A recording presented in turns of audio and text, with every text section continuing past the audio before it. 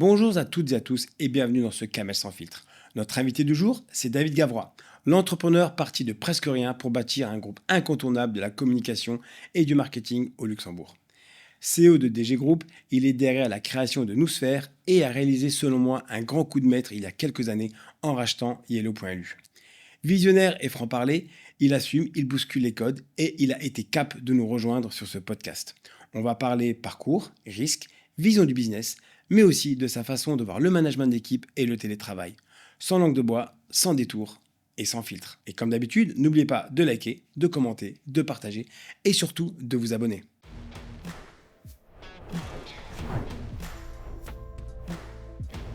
Where sustainability and social welfare are at the core of our concern, where technological need to work.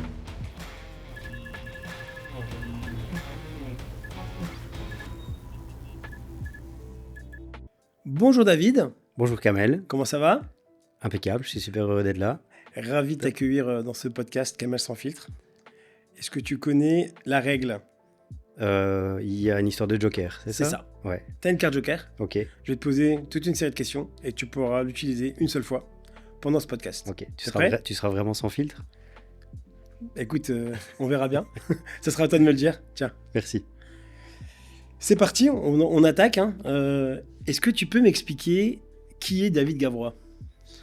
Oh, c'est difficile de parler de soi-même comme ça.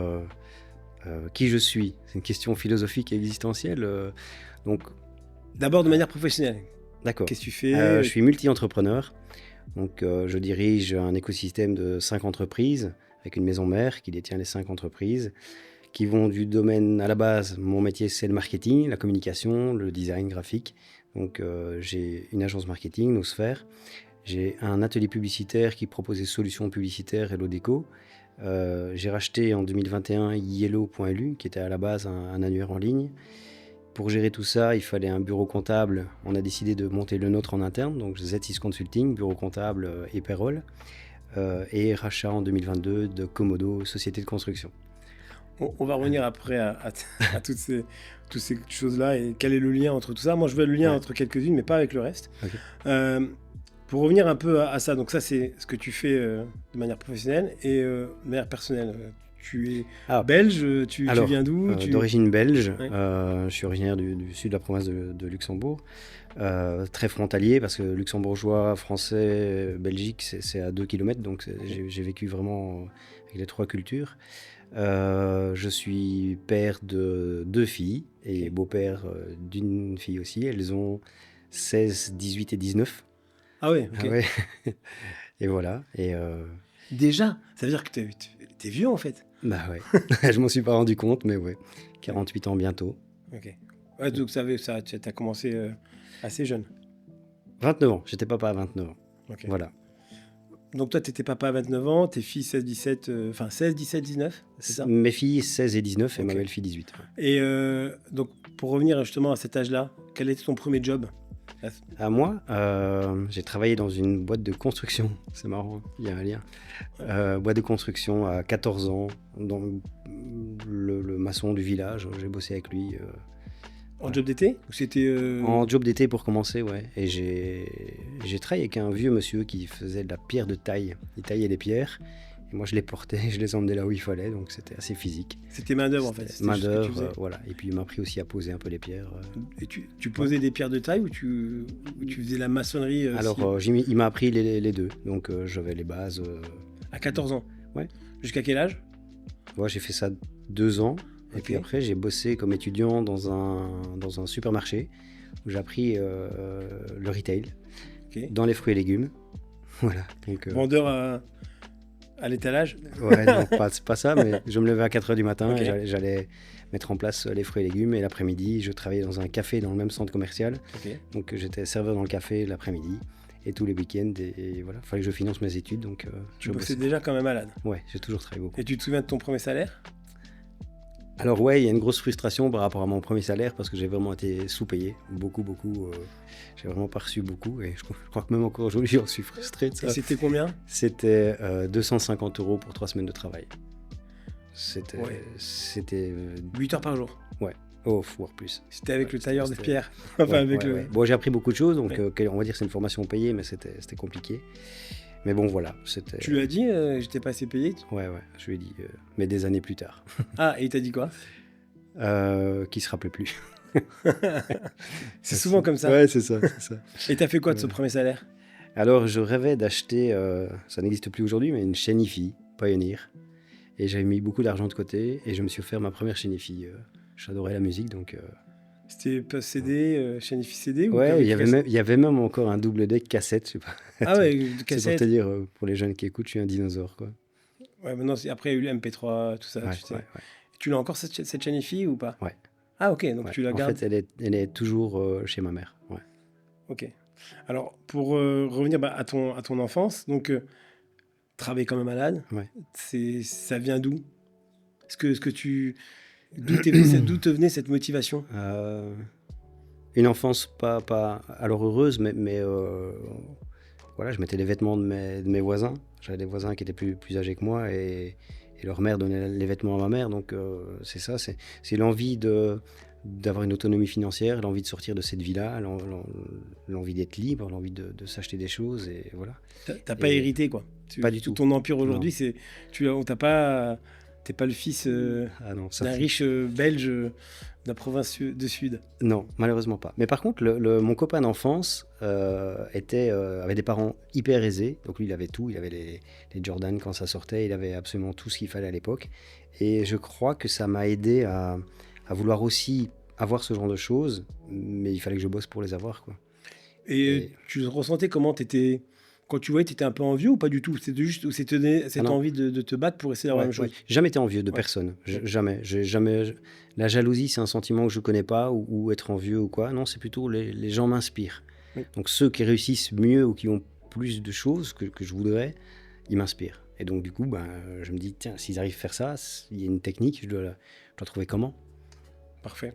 Là, on te connaît un peu plus maintenant de cette manière-là. Mais par rapport à ce que tu fais aujourd'hui, qu'est-ce qui te passionne le plus dans ton travail? Il y a... déjà, il n'y a pas un matin où je me lève où j'ai pas envie de me lever. Tu vois, Ok. je remercie le ciel. Tous les jours, je me lève de bonne humeur. Ok. Il n'y a pas un jour où je suis de mauvaise humeur. C'est le quotidien qui fait que tu as des problèmes ou d'autres. Mais je me lève toujours de bonne humeur. Donc ça, déjà, c'est la première chose. Et je crois que c'est indirectement lié, avec mon projet d'entrepreneuriat.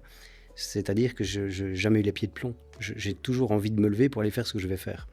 Et ça, je sais qu'il y a des jours que c'est moins facile que d'autres, mais la plupart du temps, je me lève et je sais que ça va être une journée chouette, quoi. Il y a des choses à faire. Tu bosses combien d'heures par jour? Tu sais à peu près ou... C'est variable. Alors, je suis séparé de la mère de mes filles, et à l'époque, j'ai dû, une semaine sur deux, aller les amener à l'école et aller les rechercher. Et donc, cette semaine-là, j'ai décidé que j'allais travailler moins. Et après, la semaine d'après, je travaillais énormément. Et donc, le fait de travailler énormément une semaine et de travailler beaucoup moins, j'ai commencé à me rendre compte que peut-être la semaine où je travaillais beaucoup, j'étais pas forcément occupé aux bonnes choses. Et donc, du coup, j'ai eu une formation, un coaching. On a travaillé sur la valeur des tâches. Les tâches à 10 euros de l'heure, à 100 euros de l'heure, à 1000 euros de l'heure, à 10 000 euros de l'heure. Et donc, aujourd'hui, combien de temps je travaille? Il y a des jours où je fais 16 heures et il y a des jours où je fais rien. En fait, l'important, c'est est-ce que ce que je suis en train de faire en ce moment, c'est la meilleure chose à faire? Et est-ce que c'est une tâche à 10 000?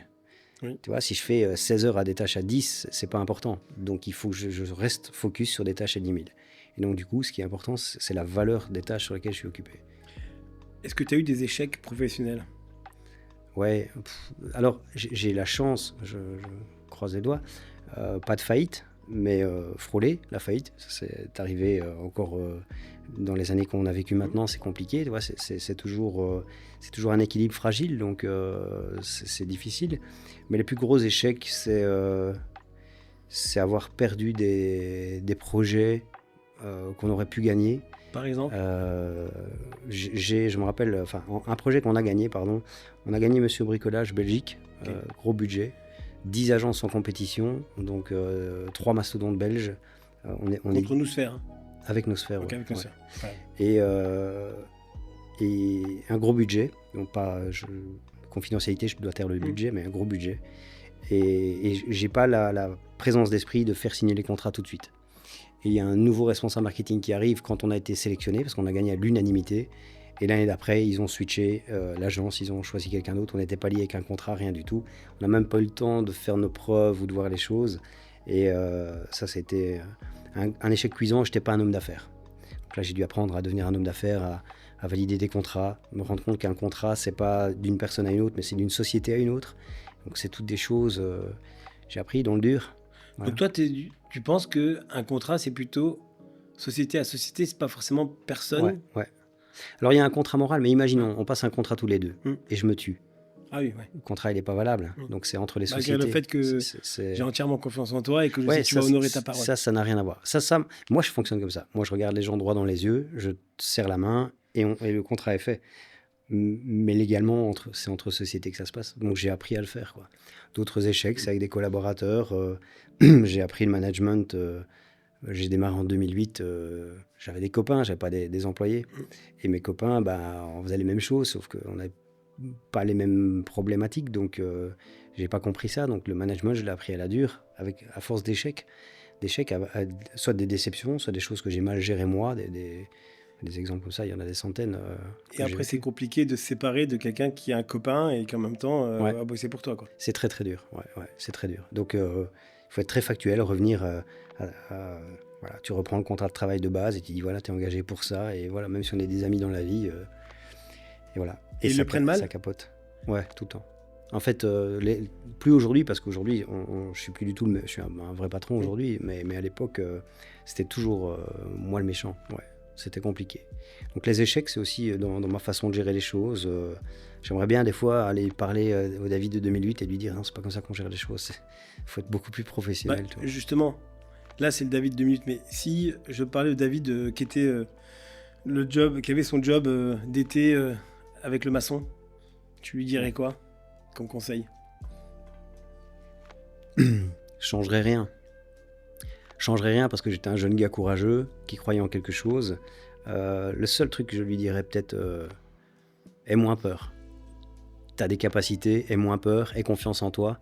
Et c'est toute ma vie en fait. Chaque fois que j'ai des doutes, les gens comprennent pas que j'ai des doutes parce que naturellement, apparemment, j'ai une certaine aisance, mais je suis plein de doutes. Je sais pas de quoi demain sera fait, je sais pas comment ça va se passer, tu vois. Et donc quand t'es gamin et que tu viens d'un milieu relativement pauvre, où tu n'as pas d'entrepreneur autour de toi, tu n'as personne qui t'encourage. Je suis parti faire des études, j'avais pas d'encouragement quand j'ai fait mes études, donc c'était très compliqué. Je suis le premier de la famille à avoir fait des études, et encore, c'est pas des études universitaires, j'étais faire du graphic design et du marketing, donc ça reste encore très modeste. Tu t'es arrêté à quoi les études ? Tu as fait quoi ?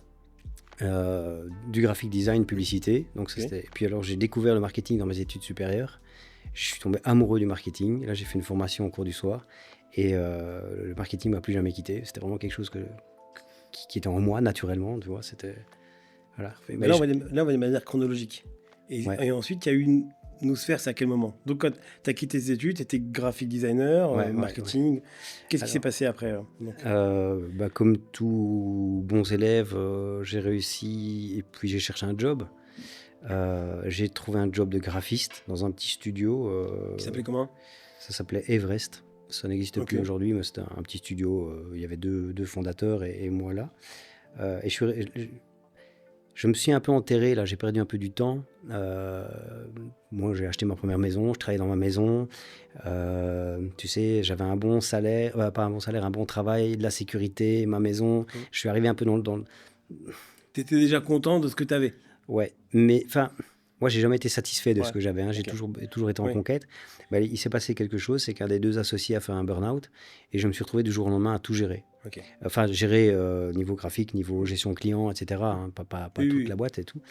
J'ai appris énormément le commercial, j'ai appris beaucoup de choses. J'avais cette formation marketing, donc j'ai pu jouer quelque part et apprendre beaucoup.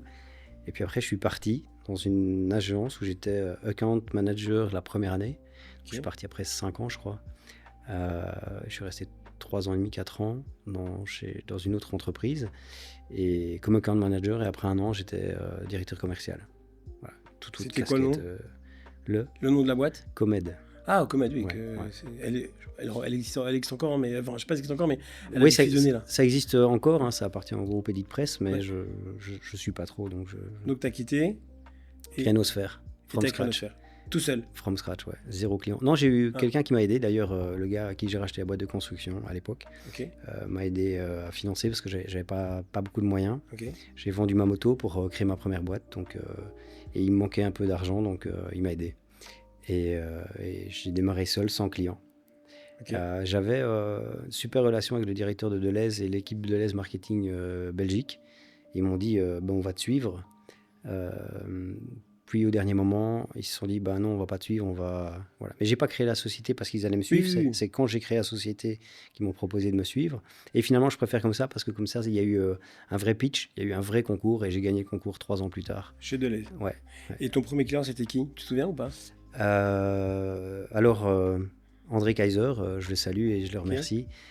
Il avait un AD Deleuze à Unister et un petit restaurant Cielo, ça s'appelait, pas un petit, un beau restaurant à Unister. Et tout de suite, il m'a fait confiance, tout de suite. Et il savait, lui, il avait déjà vu, on travaillait ensemble depuis 1 an, il savait que j'allais devenir indépendant un jour.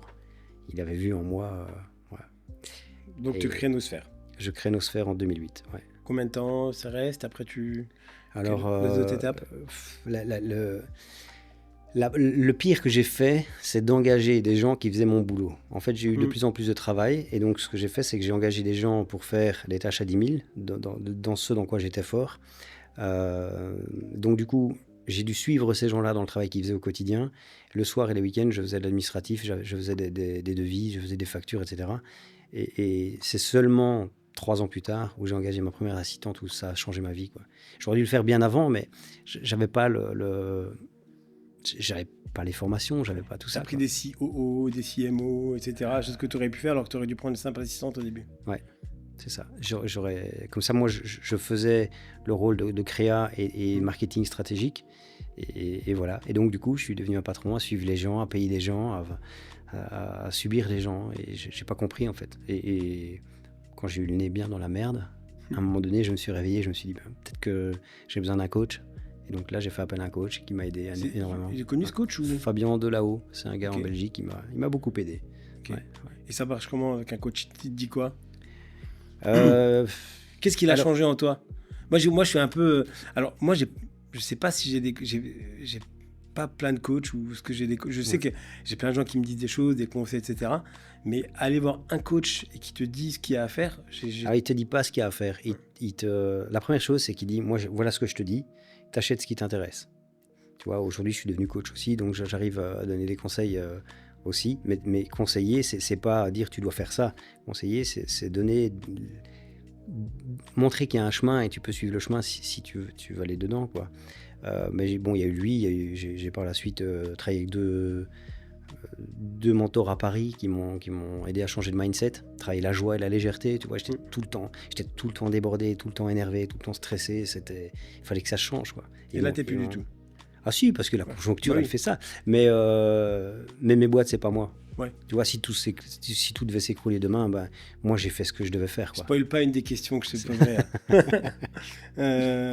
Oui, donc ça, c'est Nosphère. Ouais. Ensuite, il y a eu... Alors, il y a Success Story chez Nosphère. Ouais. On est 30, tout va bien, on fait 5 millions. Ouais, c'est une grosse agence. Une grosse agence. En fait, ça devient une des agences, une des plus grosses agences du pays, du marché luxembourgeois sur le pays. On va beaucoup en Belgique, on fait beaucoup de choses.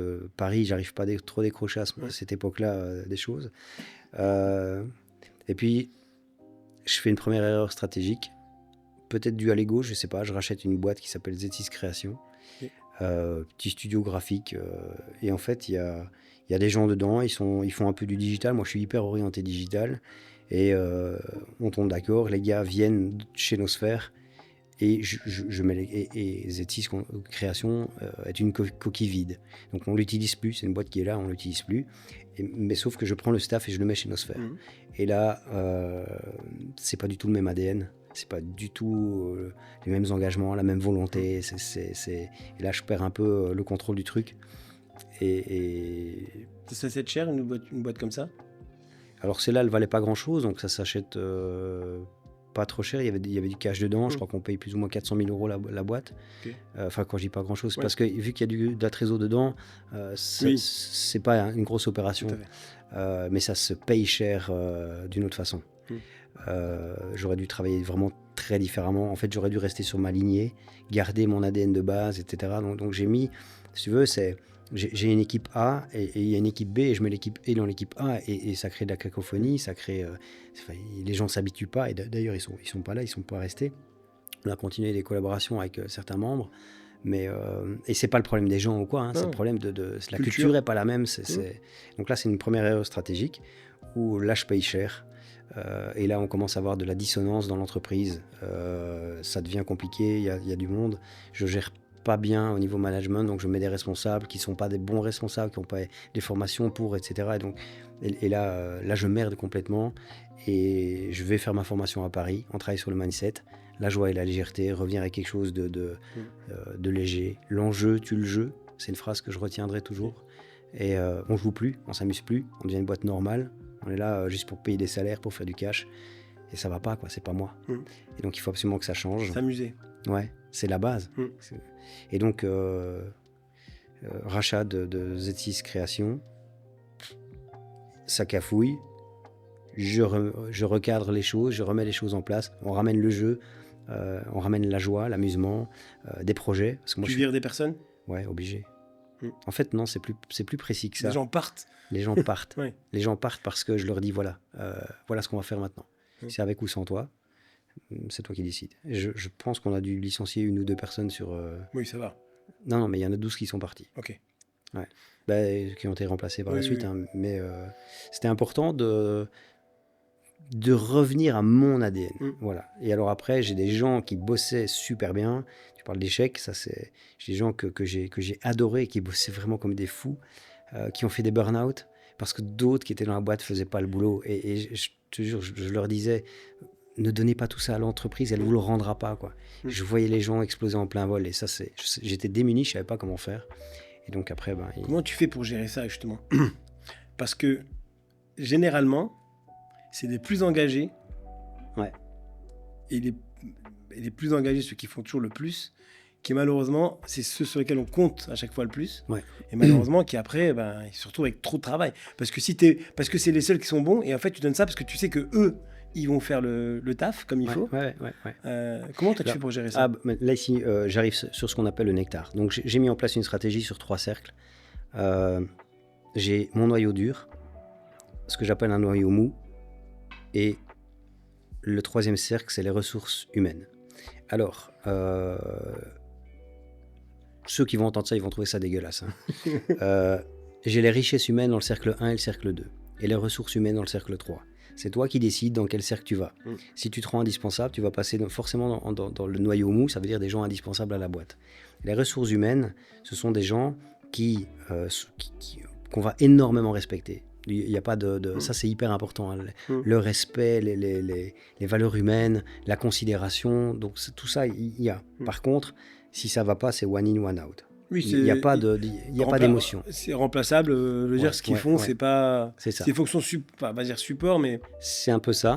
Alors, avec de l'externe aussi, donc des sous-traitants, voilà, tu fais un job et tu remplaces ou tu consolides. Hein, parce qu'il y a des gens qui sont passés. Moi, j'ai des gens qui sont passés du 3e cercle à noyau dur. Tout à fait. Tu vois, et des gens formidables. Donc ça, chacun va faire son truc. Mais avant, quand on a perdu Monsieur Bricolage, on a perdu un sacré paquet de pognon. Je t'assure, je me suis fait une promesse. Je vais licencier personne. On parle en millions d'euros de pertes. Hein. Donc c'est en chiffre d'affaires. Je vais licencier personne. Et je travaille comme un fou cette année-là. Je ramène, je dois taire les chiffres, mais je ramène vraiment beaucoup d'argent. 2/3 de ce qu'on a perdu en bossant comme un fou. Fin d'année, donc je me suis fait la promesse, on va licencier personne. En fin d'année, j'ai une délégation du personnel qui vient. On peut te parler? Oui, ma porte est ouverte, donc vous pouvez. Le porte-parole me dit, et quoi, on n'a pas de prime? Les gars, je me suis battu pour garder votre emploi. Tu vois. Et donc de là, tous ces échecs-là, ou toutes ces moi je suis un naïf, hein, je suis un utopiste, donc je pense qu'on est dans un monde de bisounours à l'époque. Ils sont partis de mon bureau, j'ai pleuré. Vraiment, j'ai fondu en larmes. Hein, vraiment. Tu t'es dit, c'est injuste, quoi. Ouais. C'est vraiment injuste. Mais ils comprennent pas. Alors après, j'essaie de me dire, ouais, Ouais, le métier d'entrepreneur est peut-être... C'est- Après, c'est ce qu'il faut se poser comme question. Tu dis, mais en se mettant à leur place, eux ne voient pas tout le travail. ah non, non, non, Qui- non, non, non, non. Non, ils voient pas les nuits blanches, ils voient pas les stress, ils voient pas tout ça. Et en même temps, c'est pas eux, non, sinon c'est pas ils leur seraient problème. entrepreneurs, tu vois. Oui. Ça, c'est ok. Mais c'est le manque de considération dans le sens inverse, tu vois. Et donc, du coup, moi, j'ai vraiment beaucoup parlé. Le respect, dans les deux sens, c'est la base. Donc, on doit vraiment avoir beaucoup de respect les uns envers les autres. Et voilà. Et moi, la dame qui fait le ménage chez nous, Tout à fait. moi, je souris en pensant à elle Mhm. parce que tous les vendredis, elle me voit, elle fait bonjour chef, et j'ai toujours un mot pour elle. Et s'il n'était pas là, nos bureaux seraient tout sales. Enfin, tu vois, elle est hyper importante et tout le monde aura toujours mon respect. Mais maintenant, il faut que ce soit dans les deux sens, quoi. Ce manque de considération, tu as l'impression que toi, tu les considères, mais inversement, de temps en temps, tu as l'impression que certains employés ne peuvent pas considérer tout le travail que tu fais, ou alors ils ont du mal à le comprendre. C'est quoi le secret pour qu'ils le comprennent? Rester au contact avec eux. Ouais. Aujourd'hui, je pense que les gens, moi je suis très proche des gens. Bon, pas tous, c'est pas possible d'être proche de tout le monde, mais rester au contact, expliquer. Quand je suis en galère, je leur dis. Je leur dis, voilà, cette année ça va bien, là on est en grosse galère, pour l'instant on doit serrer les fesses. Voilà, il y a des gens qui quittent le navire parce que je leur dis, on traverse un peu la tempête, il va falloir baisser la voile. Ils s'en vont. Ok, mais après, à côté de ça, il y a ceux qui se battent. Et quand le beau temps est revenu et qu'il y a des parts du gâteau à prendre, c'est pour tout le monde, tu vois. Les boîtes, je suis le patron, mais c'est pas mes boîtes. C'est ça. Tout ça, ça fonctionnerait pas sans eux. Et donc, les employés, c'est mon moteur. Oui. Et donc, si je les respecte pas, le moteur, il va plus. Et inversement, s'ils me respectent pas, ils ont pas le capitaine à bord du bateau, tu vois. C'est une équipe, c'est ça, quoi. J'aime bien considérer le management comme une équipe de football. Alors, je suis pas un grand fan de foot, mais j'adore les stratégies. En même temps, je suis désolé pour mes amis belges, mais c'est un peu normal. C'est un peu normal, vu toutes les rousses qu'on vous met, que la France vous met. J'étais obligé de la sortir un jour, avec tous mes copains belges qui sont frustrés de tu vois, moi j'ai plein de potes français aussi. Et il y a un truc, quand vous avez gagné la Coupe du Monde, que la Belgique a été éliminée en 2000. En 2018. Et ben là, j'expliquais à mes potes la stratégie des Français. Oui, ils n'ont pas été faire, ils n'ont pas fait ci, ils n'ont pas fait ça. Mais n'empêche qu'ils ont gagné. Exactement. C'est ça le truc qu'il faut voir, quoi, tu vois. Le numéro 2, il n'a pas de place, c'est le numéro 1 qu'il faut être. Si je peux t'assurer que... C'était mon équipe... franchement, je le dis tout le temps, il y avait la France, mais j'aimais bien la Belgique. J'aimais bien les joueurs, parce qu'en plus, il y avait, je suis fan du Real, il y avait Thibaut Courtois. Donc, vraiment, si la France ne gagnait pas, j'étais pour la Belgique. Mais quand j'ai vu la réaction... Ah ouais, c'était hard, hein. Mais en fait, je pense qu'il y a une question d'amour du truc. En fait, tu vois, même les gens qui ne sont pas spécialement fans de foot, ce que les joueurs belges ont fait à l'époque en Belgique, ça a fédéré le pays. Oui. Et ça, c'est quelque chose de magnifique, parce que tous les gens autour, sur toutes les places de toutes les villes, il y avait du monde, il y avait de l'engouement, c'est génial de voir ça, tu vois. Et je pense que ça leur a fait mal, vraiment. Ah oui, mais le lendemain, voilà. si tu avais un Belge en face de toi, et pas que... Enfin, chez moi encore, ça allait au bureau, mais j'en connais plein dans certaines boîtes, tech, administration publique, etc. Je peux t'assurer que il fallait qu'on rase les murs presque. Les Belges, ils étaient un peu... tu sais, le seum, là, il a vraiment pris toute son... Disons, toute... C'était jour noir. Exactement. Et d'ailleurs, depuis, c'est un peu... Bon, maintenant, ça va, parce que là, vous êtes un peu redescendu sur Terre, vous avez moins de... Donc, ça va mieux. Il y a eu d'autres défaites par la suite qui ont validé ça. On va continuer à des choses un peu plus concrètes, repartir. Donc, Nosphère. Ensuite, tu as racheté cette boîte. Création, boîte que j'ai laissé un peu dormir. Et puis après, 2020, première négociation pour le rachat de Yellow. Donc on rachète Yellow.lu en cours 2020-2021, période Covid. Tu vois,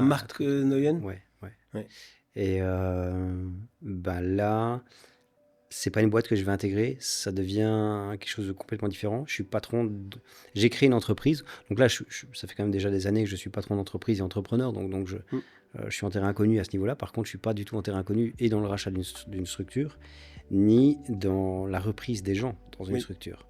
Et ça, c'est très, très, très, très dur. Vraiment, t'arrives là, déjà, t'es l'homme à abattre. Je sais pas pourquoi. Et en fait, quand tu commences à éplucher, tu creuses, et là, tu vois qu'il y a beaucoup, beaucoup de travail. Et tu vois que tu vas devoir te séparer de personnes qui n'ont pas du tout le même ADN que toi. Tu as une vision pour l'entreprise, tu sais que tu ne pourras pas l'emmener, l'entreprise, avec les gens qui sont là en place. Et donc... il y avait combien de personnes chez Yellow?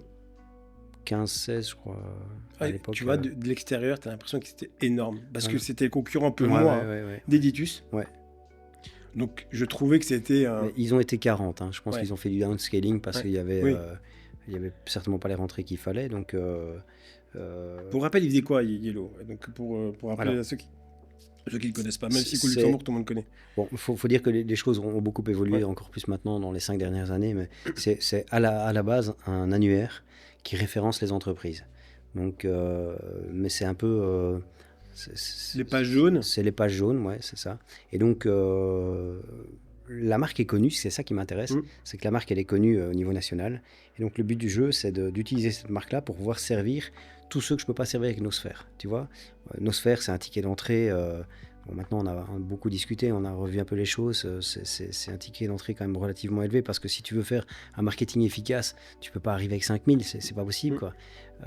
Donc, il faut déjà un peu d'argent pour avoir une visibilité. Et je parle vraiment en stratégie marketing profonde. Ici, avec Yellow, je pouvais servir les artisans, les indépendants, tous ceux qu'on ne pouvait pas servir avec Nosphère. Et donc, du coup, c'est ce qu'on... En leur vendant du référencement, en leur vendant des... Oui, tout à fait. Donc, et pas que. Donc, maintenant, on va beaucoup plus loin que ça. Enfin, ça, on en parlera. Tu avais une grosse base de données, en plus, de clientèle. Tu achetais surtout la base de données? Non. J'ai acheté la réputation de l'entreprise, de la marque. La marque était connue, ouais. C'est le montant de la transaction est connu? Non, mais c'est pas secret. C'est 250K, 260, je crois. Ok. C'est pas énorme, mais... C'est pas énorme, parce que si tu... marques comme Yellow, tu peux facilement...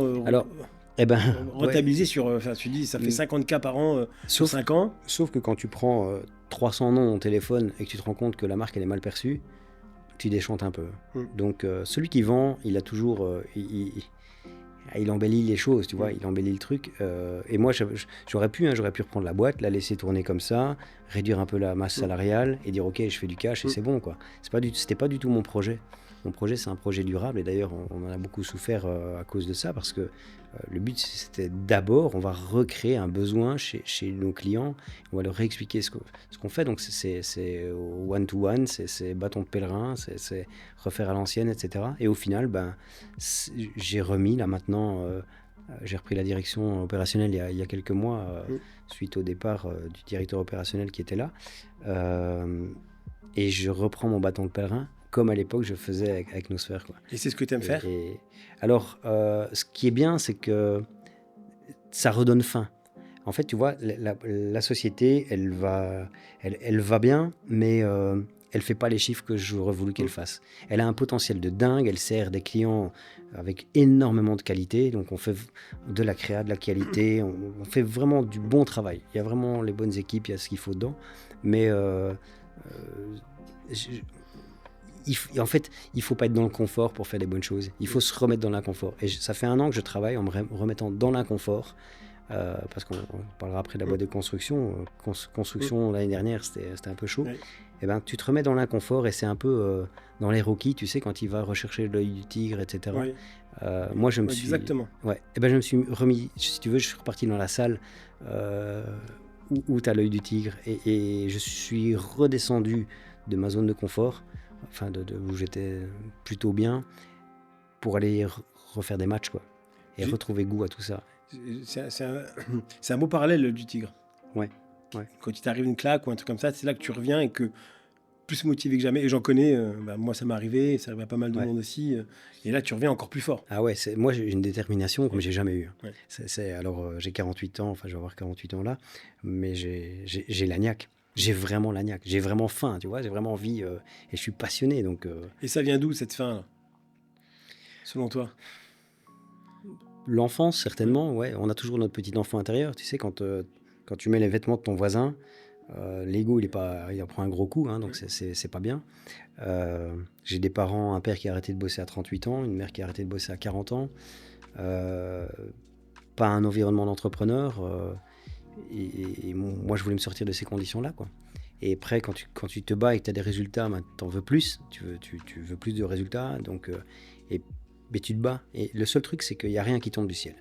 On n'a rien sans rien. Et il ne faut pas croire, tu sais, tout ce qu'on raconte sur les réseaux sociaux, tu veux faire 1 million. Non, ça n'existe pas. Ça, on appelle ça des coups de bol. Ça arrive, mais c'est très rare. C'est comme gagner au loto, c'est rare. Mais ici, l'idée, c'est de travailler dur et avoir des retours. Et quand tu as des retours de clients qui te disent « Monsieur Gavrois, merci ». Moi, c'est mon moteur. Et quand tu as des collaborateurs qui sont fiers de bosser avec toi, qui te remercient pour l'engagement sans faille, qui te remercient pour la reconnaissance, etc., ouais, c'est mon moteur, quoi. Tu as des collaborateurs qui sont là avec toi depuis Ouais, longtemps?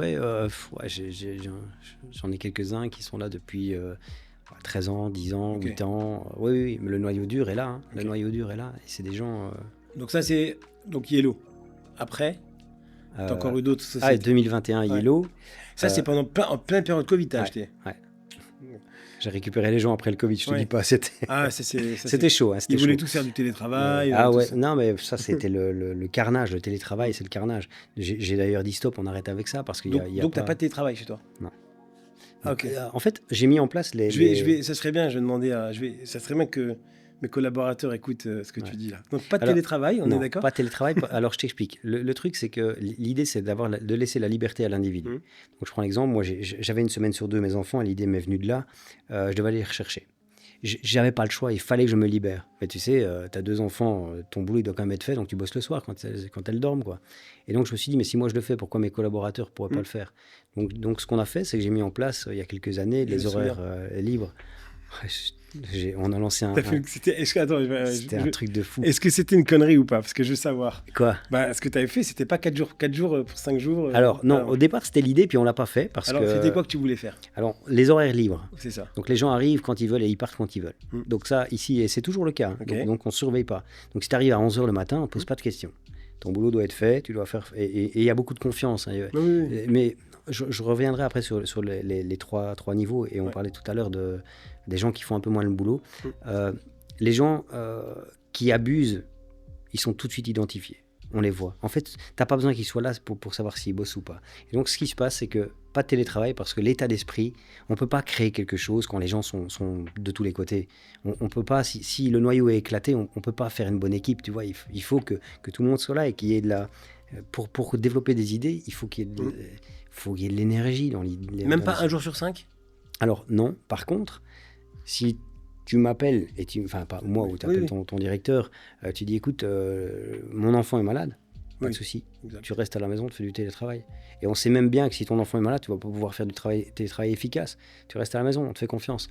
Si, par contre, on a des gens qui disent, écoute, demain, je viens pas parce que je suis trop dérangé, donc c'est 1 jour, peut-être 2, mais c'est pas une philosophie de vie. Tout à fait. Donc, on veut pas. Et si tu veux faire du télétravail, ce sera pas chez nous, quoi, parce que c'est pas notre philosophie. Mais on a la liberté pour toi, tu vois, en fonction de ta vie, quoi.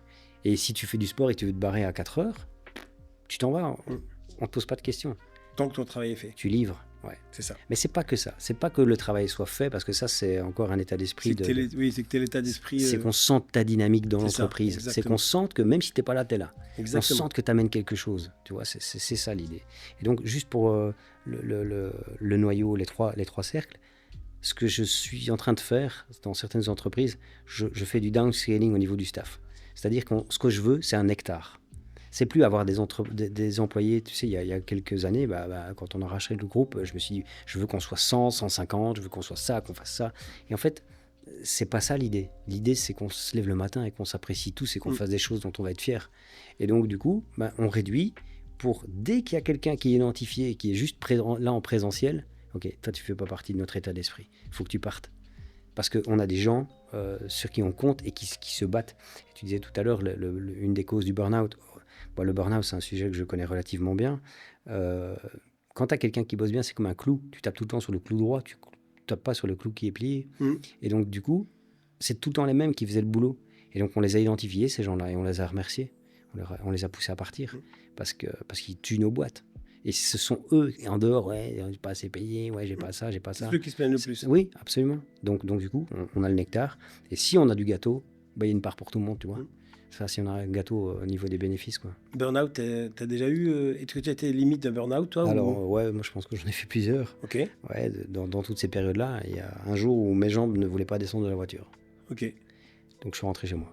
C'était compliqué. Et mon médecin m'a dit, ressaisis-toi. Ouais, ok. Mais c'est des gens qui arrivent. En fait, c'est quoi l'état d'esprit? Parce que tu n'arrives plus à te déplacer. Tu veux descendre de la voiture et tu ne sais pas bouger tes jambes comme si tu étais handicapé. Ouais. Et là, je t'assure que c'était vraiment, vraiment très bizarre. Par contre, j'ai refermé la portière, mes jambes refonctionnaient. Ouais. Moi, j'ai des gens qui m'ont raconté, ils partent au travail, ils se mettent à chialer. Alors que pour rien, comme ça, hein, c'était vraiment tout le long, et ils se disent, ils peuvent plus aller bosser, quoi. Ils sont. Ouais. Le plus dur quand tu as des galères, c'est que tu essaies de rentrer, tu passes la porte du bureau, tu dis bonjour tout le monde, et au fond c'est dur, quoi. Donc, mais comme je t'ai dit, vu que je me lève tous les matins de bonne humeur, qu'est-ce qui fait que c'était dur en fait? Pourquoi t'es arrivé dans cet état-là? Alors il y a plein de choses. Déjà, j'étais l'entreprise.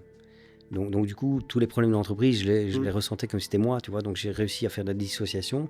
Il y a mes boîtes, puis il y a moi. Je suis pas mes boîtes, donc les problèmes de mes boîtes, c'est pas mes problèmes à moi. Oui, si elles se plantent, je vends ma maison, ça. Mais je veux dire, c'est que du matériel, tu vois. Donc du coup, j'étais de ça. J'étais hyper impliqué avec les employés. Donc tous les problèmes, je les subissais. Donc j'étais le bureau des plaintes. Enfin, j'arrivais pas à me détacher de tout ça. Je prenais les problèmes que nos clients pouvaient avoir comme mes propres problèmes. Enfin, c'est de l'empathie. Ouais. De l'empathie et l'instinct du sauveur, l'envie d'aider, tu vois. Et j'ai galéré, Et alors les gens abusent. Les gens abusent vraiment. Donc plus tu donnes, plus on t'en demande. Et plus on t'en demande, plus tu donnes. Donc et la reconnaissance des fois n'est pas. Ah non, elle est pas là. Elle est pas là. T'as déjà vu je sais pas, on dit ça, t'as des parents, t'as 2 enfants, il y en a un qui vient jamais dire bonjour et l'autre qui vient tout le temps. Oui. Et celui qui vient tout le temps lui demande tout le temps plein d'aide. Et celui qui vient jamais, un jour il vient, il dit « Ah, j'ai eu la visite de... » Et les parents sont tout contents. En fait, plus tu donnes, moins t'as de reconnaissance. C'est ça, quoi. Oui. Donc, j'essaye... Et l'autre, il dit « Mais attends, mais moi je viens tout le temps. » Ouais, c'est ça. Ouais, c'est ça. C'est de l'injustice. Et l'injustice, moi, je supporte pas, quoi. Ouais. Alors, on va revenir... à l'écosystème, à l'empire gavrois. Ok, Nosphère, Yellow, ouais. Ensuite, période Covid. Et là, Nosphère, en 2016, j'ai investi dans des machines pour faire l'impression grand format, etc. Je suis passionné, avec mon père quand j'étais gamin, et j'ai peint un panneau entreprise de lettrage Gavrois et fils. Mon père faisait du lettrage publicitaire au pinceau sur les vitrines. Est-ce que ça m'a marqué? J'ai toujours voulu ça, donc j'ai créé Hello Déco. Donc en fait j'avais la partie impression chez Nosphère, c'était Nosphère Atelier. Ça fonctionnait pas bien, les autres agences pensaient qu'on allait essayer de leur voler leurs clients. Ça, j'ai beaucoup d'éthique, donc ça n'arrivera jamais. Mais ça n'allait pas. Donc quand on arrive avec le logo Nosphère Atelier chez des clients, même sans le vouloir, ça n'allait pas. Donc je vais pas mettre de l'argent chez un concurrent alors que... Ouais, c'est ça. Et donc on s'est dit, on discute en interne, on s'est dit on va complètement dissocier. Et donc j'ai pris la décision de faire Hello Déco. Donc atelier publicitaire, un truc complètement à part. Donc c'est une société qui n'a rien à voir avec Nosphère. Et donc on se retrouve avec Nosphère, Yellow et Hello Déco. Donc là on a déjà un bon petit écosystème au niveau marketing. Et alors on décide aussi de créer notre propre bureau comptable interne parce qu'on a nos comptables, etc. Voilà, t'as 3 comptables où tu dois payer X milliers d'euros déjà rien que pour tes sociétés à toi, tu te dis autant le faire. C'est ça. Et t'as d'autres clients à qui tu peux... Oui, tout à fait, mais c'est justement ce qu'on a. Maintenant, on a plein d'autres clients. Donc, par contre, moi, j'ai pas étudié la comptabilité. Donc, j'ai Mathieu qui devient directeur qui a l'autorisation de commerce de Z6 Consulting. Et on s'entend bien et lui devient notre directeur financier. Ça s'appelle comment? Z6 Consulting. Et t'as 100% dans chacune des boîtes? Ouais. Donc t'es le seul. Ouais. Et question, ils veulent pas avoir des parts dans la boîte? Alors le sujet est sur la table, on en discute. Hein. on a passé quelques années un peu compliquées, notamment avec la construction ou quoi que ce soit. Donc prendre des parts, c'est aussi prendre des risques. Donc c'est pas que juste le plaisir d'avoir des parts. Tout à fait. Donc on en parle. Alors il y a certaines sociétés dans lesquelles c'est pas du tout le sujet n'est pas sur la table, et d'autres où on en a parlé, donc on en parle ouvertement. Mais je suis hyper transparent avec les gens avec qui je travaille. Donc je cache rien. Donc chaque directeur opérationnel a vu sur les comptes, a vu sur tout, a vu sur toutes les factures qui rentrent, toutes les factures qui sortent. Pour moi, la transparence, c'est quelque chose de très important. Et donc du coup, on a aussi ces sujets-là qui sont abordés. Et j'ai pas envie que tout le monde aussi ait des parts. Enfin, moi, je le comprends. Le but, c'est de valoriser. Donc ils ont une part du gâteau. Ça, c'est sûr. Ils ont un intérêt sur les bénéfices au niveau de la direction. Les employés, si les sociétés sont bénéficiaires, doivent pouvoir avoir une reconnaissance aussi. On les fait évoluer, on les fait monter en compétences, on essaie de faire évoluer les salaires quand on peut. Tu vois, c'est mes boîtes, mais c'est pas mes boîtes. Tu vois, c'est avec tout le monde. Mais Évolution des salaires, c'est une question aussi. Je n'ai pas posé aux invités d'avant. On s'est quand même tapé 10% d'index en 2 ans et demi, 3 ans. Ouais. J'ai 6 nouvelles personnes invisibles qui travaillent dans le groupe. Voilà. Ouais. C'est comme si tu avais embauché 6 personnes en plus. Ouais. C'est hyper dur. Ouais. Parce qu'en fait, c'est pas que l'index. Déjà, moi, l'index, c'est un système que je comprends pas. Donc je t'explique. T'as le pouvoir d'achat, il est censé augmenter. Sauf que l'inflation augmente de 12%. Toi, tu gagnes 2,5% en plus. Donc déjà, tu perds de l'argent. Ça, c'est la première chose. Oui. Mais on t'augmente l'index. Donc toi, tu dois augmenter tes prix. C'est ça. Vu qu'on est dans le marketing, par exemple, si j'augmente mes prix, le marché, le magasin qui va répercuter le prix du marketing, il doit augmenter les prix de ses produits. Tout à fait. Donc je ne comprends pas le principe. Je me suis toujours demandé. En tout cas, grosse augmentation. On doit impacter les prix. On ne peut pas parce que Ukraine, crise de l'énergie, nos clients, ils souffrent aussi parce que si on souffre, nos clients souffrent. Et donc, en fait, on danse sur la tête, là. Alors que nous, dans l'event, par exemple, catering, etc., ils augmentent, peu importe. Ouais, mais ils n'ont pas le choix. Ils n'ont pas le choix. Mais nous aussi, on n'a pas le choix. Mais ce qu'on doit essayer de faire, c'est une concurrence saine avec nos confrères. Tu vois, c'est de se dire, on doit tous gagner notre vie.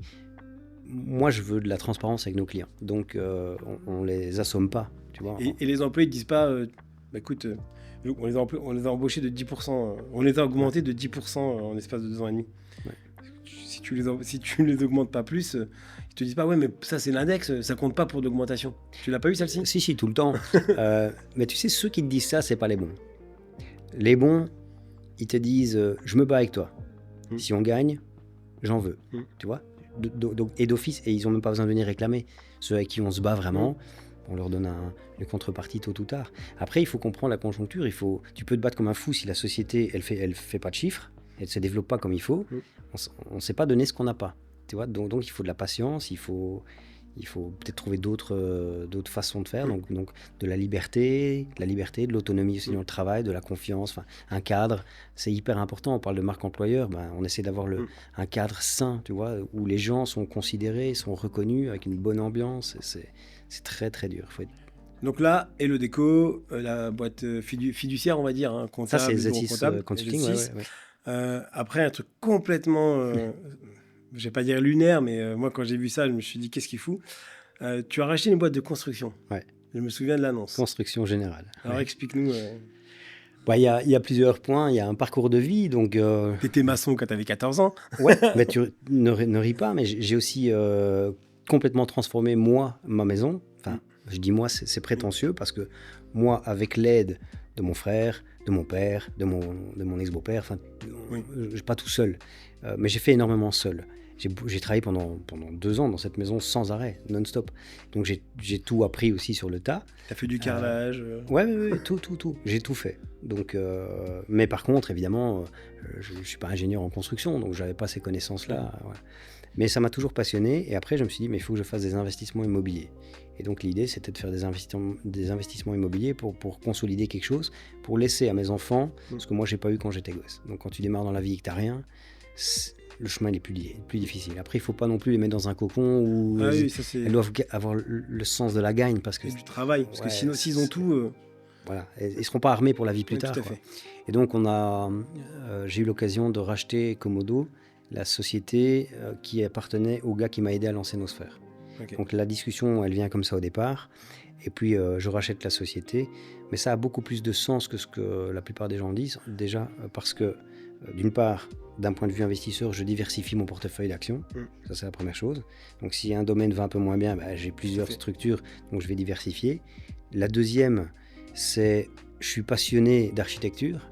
Donc si j'avais dû faire une autre carrière, je serais certainement architecte aujourd'hui. C'est très lié au design, donc j'aime ça. Et donc du coup, j'aime le beau, donc j'aime les choses bien faites. Donc je vais emmener Komodo sur une partie du design. Et puis, ça a un lien avec le reste. Et même niveau humain, si c'est la personne qui t'a aidé au tout début, l'histoire, elle est belle quand même. Ah, mais l'histoire. Tu partes à la retraite ? L'histoire, Ah, voilà. L'histoire, elle est super belle, mais alors le truc, c'est que quand je rachète la société, j'ai aussi un projet pour le groupe dans l'écosystème. C'est-à-dire que je suis un spécialiste du retail à la base. En termes de marketing retail, j'ai travaillé pendant 25 ans dedans, donc je connais super bien.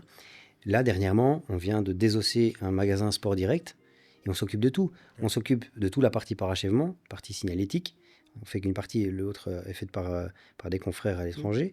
Et on s'est occupé de toute la partie marketing, communication sur le marché. Et en fait, ça fait tout. Mais on va lancer maintenant la partie bureau. Donc, j'annonce officiellement aujourd'hui. On est en train d'étudier la partie bureau. Donc, on va pouvoir faire de la rénovation, de l'aménagement de bureaux. Donc, on a tout. Et ça reste, c'est passionnant, c'est des projets en fait. Donc, ça reste quasiment le même métier. Alors, ce qui est génial, c'est que tout ce que j'ai mis en place sur les années, enfin j'ai du mal à parler juste de moi parce que je ne suis pas tout seul, tout ce que nous avons mis en place ces dernières années, on l'applique maintenant chez Komodo. Et donc une structure, une société, elle fonctionne exactement de la même manière qu'une autre. C'est juste le produit ou le service qu'elle vend qui est différent. Mais tu dois avoir du staff qualifié, tu dois avoir un directeur opérationnel, tu dois avoir une bonne gestion de la finance, tu dois avoir un ADN, des valeurs, l'envie de faire des belles choses. Tu vois, tout ça, ça reste là, quoi. Komodo, jusqu'où tu vas t'arrêter après ces 5 sociétés ? Je vais pas m'arrêter. Je vais pas m'arrêter. En fait, j'ai ralenti parce que 2024, je me suis quand même demandé si on n'allait pas mettre la clé sous la porte. Ok. Parce que tout le groupe ? Plus de commandes. Non, pas tout le groupe, mais il y a 2 structures qui 2023, une, 2024, l'autre. Tu te dis, waouh, c'est quand même fragile, quoi. Quand tu n'as pas de bon de commande, et tu te dis, ça va être compliqué. C'était lesquels ? Et moi, je peux te parler en toute transparence. Et chez Yellow, problème de réputation. Okay. Et chez Komodo, problème de la construction. Ah oui, là c'est conjoncture. Niveau immobilier, mais mon métier, c'est le marketing. Et donc, je me suis dit, j'ai deux solutions. Soit je regarde vers le bas et on se plante, soit je regarde vers le haut et où je vais. Et donc, on a travaillé le marketing, on a travaillé la réputation, on a beaucoup communiqué en interne, on a beaucoup travaillé, on a optimisé tous les process. On est devenu relativement bon dans les 2 structures. Et on fait un début 2025 tonitruant. Enfin, Komodo, premier trimestre, fait un meilleur résultat que toutes les années où elle a vécu dans le passé. Ouais. Tu vois, donc Et en fait, c'est ça, l'entrepreneuriat, c'est des cycles, c'est up and down tout le temps. Est-ce que c'est pas parce que tu t'es réveillé, tu t'es dit je vais me mettre dedans ? Ça fait du bien. Ouais, ça c'est sûr. Donc, il y a un moment donné où j'ai pris beaucoup de hauteur et j'ai dû fauter quelque part. En étant trop haut sur la stratégie, là je suis revenu, le nez dans la merde, et dire waouh, là il faut faire quelque chose, quoi. Et non seulement je me suis bien réveillé, l'œil du tigre, on en parlait, c'est ça. Mais en plus, j'ai pris du plaisir. Beaucoup de plaisir. Et tu t'es déjà arrivé, je suis pas à la hauteur de te dire ça. Est-ce que tu t'es déjà arrivé ? Est-ce que tu t'es déjà dit ? Alors c'est plutôt l'inverse. Ouais. Est-ce que ça m'est déjà arrivé une fois de me demander si j'étais à la hauteur ? Jamais. Je me suis jamais dit que j'étais à la hauteur parce que d'une part, j'ai toujours des objectifs en dehors de ma zone de confort, donc je vais toujours aller en conquête. Et je pense, déjà moi, je ne suis pas à la hauteur tout seul. Donc si j'avais pas toutes les équipes avec nous, avec moi, et si on n'était pas tous ensemble, j'y arriverais pas. Sans eux, je suis rien. Enfin, on dit ouais, David, il y a une super réussite. Non, c'est pas ma réussite. C'est notre réussite à tous avec mon noyau dur, mon noyau mou. Justement, est-ce que tu penses avoir réussi ? Non. Pas encore. Non, mais je pense que, tu sais, il y a une chose, pour moi la réussite c'est une seule chose. Donc pour moi il y a 2 choses importantes dans la vie, la santé, ça c'est le premier truc, et je travaille à essayer d'avoir une bonne santé. Pas assez. Des fois, je me dis, bouge-toi un peu plus. Tu fais quoi? T'es vegan? Tu fais du sport? Non, Tu fumes j'essaie pas? juste d'être actif. Non, je fume pas, mais j'aime bien boire un verre. Ouais. Mais tu vois, j'essaie quand même de rester en forme. Et donc, je disais la santé. Et l'autre chose, pour moi, le truc le plus important, celui qui peut répondre oui à ça, il a réussi. C'est être heureux. Et là, je suis pas le bon élève. Il y a des fois où je suis pas heureux parce que ça va pas, c'est dur, c'est ci, c'est ça. Je suis dans les problèmes, Et donc, pour moi, celui qui est libre, il est heureux. Et en ayant toutes les sociétés, je me suis rendu compte que quand financièrement ça va un peu moins bien, tu n'es pas libre. Tu peux pas dire ok, j'arrête. Non, l'employé, il est libre. Il peut dire ok, je signe, je démissionne, c'est fini, merci, au revoir. Toi, Ah oui, on a trop de contraintes. Ah ouais. Donc, mais c'est que ça. Et on a des familles derrière nous, etc. C'est des contraintes, une responsabilité sociale. Sociale. Il faut, quand tu regardes les gens dans les yeux, il faut que tu penses à leurs enfants. Il faut que tu penses à. C'est des responsabilités, quoi. Il faut que tu saches que les gens qui se battent avec toi ont des familles à nourrir, ont des enfants à amener aux études, etc. C'est pas juste l'entrepreneur qui va. Je vais faire du cash, je vais jouer un peu avec les boîtes. C'est Exactement. Pas, il y en a peut-être qui font ça. Moi, c'est pas mon truc. Justement, je vais faire du cash, etc. Ton ambition sur le groupe, c'est de faire quoi en termes d'employés, en termes de chiffre d'affaires? Alors, chiffre d'affaires 100 millions. Okay. J'aimerais bien qu'on monte le groupe à 100 millions. Ça paraît prétentieux. Hein. Ouais. Mais en même temps, je m'en fous parce que je me suis mis ça en objectif. Ça fait 2 ans que j'ai ça dans l'objectif. Tu l'as annoncé quelque part que tu voulais faire 100 millions? Le premier, c'était sur le déclic, le podcast d'Alec Henry. Ouais. Et je travaille à ça. Mon job, c'est de faire ça. 100 millions. Ouais. J'ai pas toute la stratégie. Hein. Bah, tu sais, tu fais Komodo, tu fais 3 chantiers à 10 millions, tu construis des immeubles, ça t'as déjà 30. On parle de chiffre d'affaires, on parle pas forcément de bénéfices. Non, exactement. Donc c'est le but. Donc le monter à 100 millions et puis sortir des frontières, arrêter de juste se dire on fait des projets ici sur le marché luxembourgeois. On peut... le monde est à notre portée, donc moi j'ai envie d'aller explorer un peu le monde, tu vois, j'ai envie de faire d'autres choses. Et tu as eu des remarques un peu dans les réseaux sociaux, je crois. Comment toi tu réagis Tu as suivi les réseaux récemment? J'ai suivi des trucs. Ouais, bah écoute, les gens de là où je viens, ils comprennent pas. Donc si je m'expose sur les réseaux sociaux, je suis quelqu'un d'arrogant avec un gros melon. Non, je m'expose aussi pour partager mes valeurs sur l'entrepreneuriat. Tu vois, j'essaye de si je peux inspirer quelqu'un, moi si j'inspire une personne, ça me va, quoi. Tu vois, l'idée c'est de parler de tout ça, de dire quand c'est facile, de dire quand c'est pas facile, de parler cash, de parler franc. Et quand j'ai des critiques, ça m'atteint parce que y a rien de méchant en moi. Tu vois, moi je me lève le matin, je travaille, donc je fais ce que j'ai à faire, je me bats et j'envie pas les gens, je critique pas les gens, j'essaye de voilà. Et je me suis dit que peut-être j'offrirais un balai de rue aux gens qui me critiquaient si j'avais écho pour dire balayer devant chez vous, quoi, tu vois, c'est déjà très dur de s'occuper de ses affaires. Donc moi je m'occupe de mes affaires, je regarde pas ce qui se passe autour, je critique pas mes concurrents, je regarde pas en fait, j'admire quand ils font des belles choses et c'est tout, j'essaye de tracer ma route, quoi. Et justement, t'admires quand des gens font des belles choses, est-ce qu'il y a dans le marché ou quelqu'un qui t'inspire ou il y a peut-être je sais pas moi, une société ou un exemple, tu dis tiens, ça c'est vraiment pas mal ce qu'ils font? Alors il y a en fait moi j'aime bien les inventeurs, moi j'aime bien les projets, j'aime bien les gens qui créent, etc. Et c'est peut-être un cliché, mais Elon Musk, je parle pas de l'homme, parce que bon, il y a débat politique, etc. Mais je me dis c'est un truc de dingue.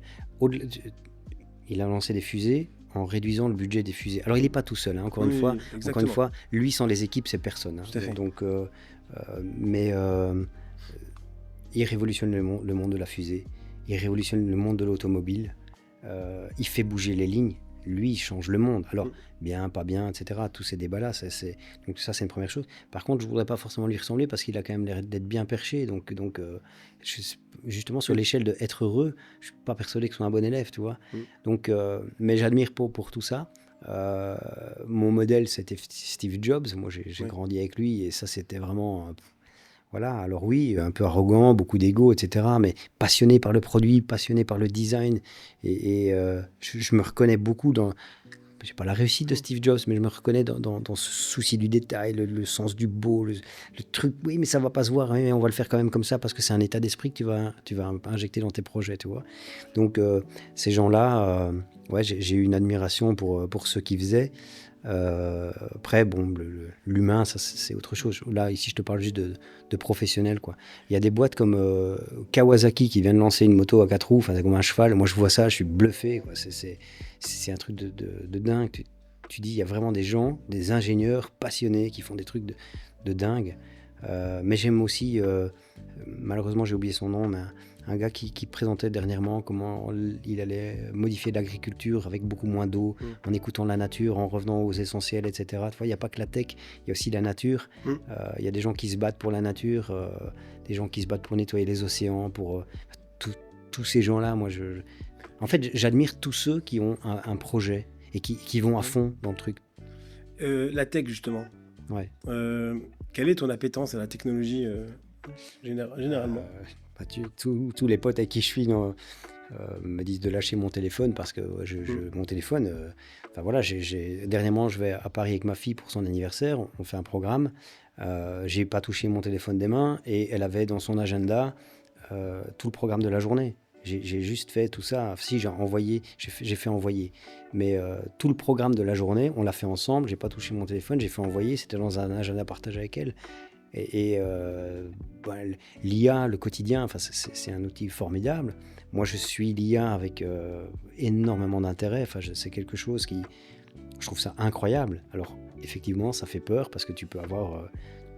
J'écoutais dernièrement un podcast, l'instinct de survie de l'IA. Apparemment, ils ont fait communiquer deux IA. Il y en a une qui allait manger l'autre d'un point de vue de technologie, l'autre a copié le code. Enfin, c'est des trucs de dingue.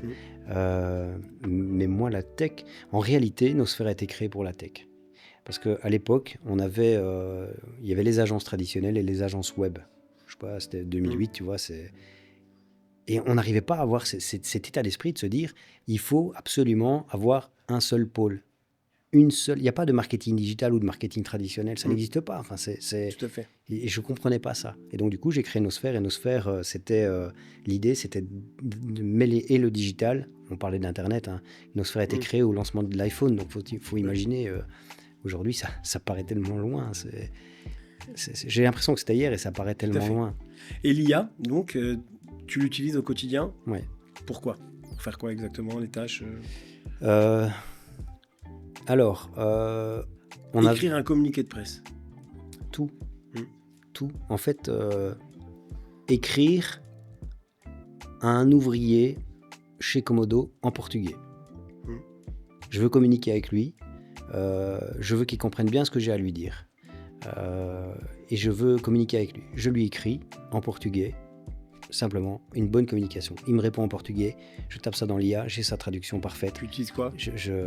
Ici, c'est bêtement ChatGPT, mais sinon, là, ici, on est sur de l'IA générative. Hein. On a Agen, Eleven Labs, beaucoup d'outils qui existent, qui sont très simples. On a Midjourney pour la création d'images, on a FreePic pour la création d'images. Il y a vraiment tellement d'outils.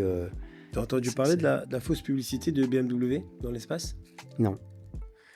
Pas encore. Très intéressant. Ouais. Une boîte en Allemagne, dont je connais le fondateur, a créé une publicité, une vraie pub, et il la poste sur Instagram. Donc c'est une voiture où tu vois le mec il part dans l'espace et il se perd, il se retrouve je crois sur Mars et impossible de retourner sur Terre, etc. Et tout à coup il y a une voiture qui vient, je crois que c'est une Mini, c'est une BMW ou autre qui vient et tu le vois dessus après. Mais tu as l'impression que c'est vraiment un film publicitaire fait. Ouais. Ce genre de pub coûterait...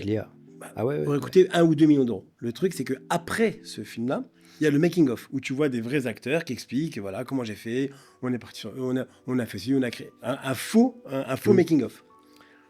Donc, ils ont été... BMW les a contactés en demandant, mais...